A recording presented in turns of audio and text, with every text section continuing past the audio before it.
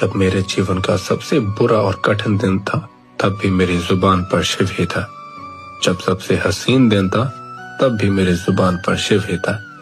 ना तो मैंने कभी वक्त देख कर शिव का नाम लिया, और शिव ने भी बिना वक्त देखे मेरा साथ दिया। ऐसे ही है शिव।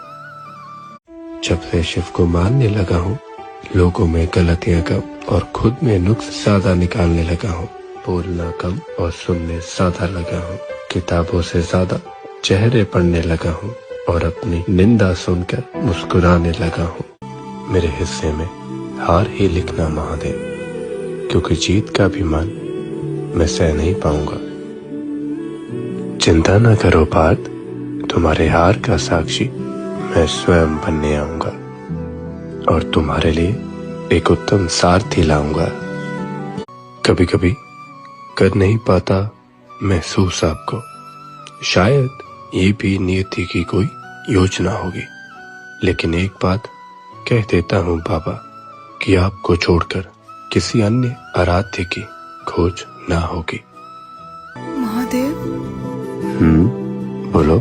एक उदासी है जो मेरे साथ मेरे अंत तक जाएगी, और एक कहानी है जो मैं किसी को नहीं सुनाऊंगी।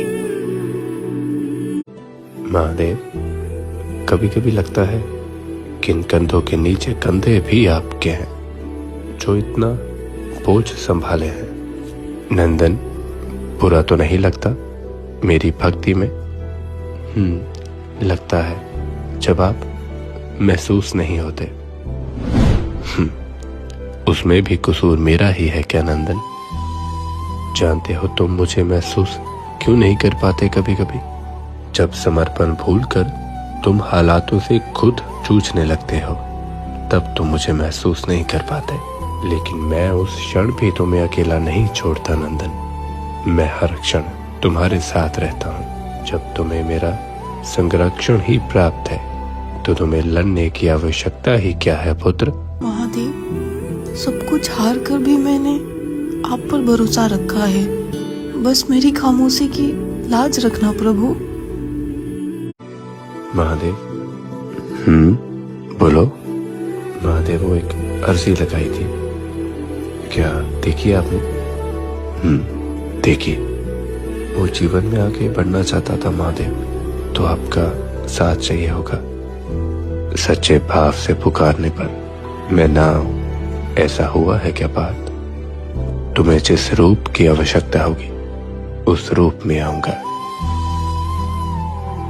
महादेव, बोलो। सब कुछ हारना मेरे ही हिस्से क्यों आया प्रभु? कुछ फैसले तो मेरे हक में भी होने चाहिए थे ना।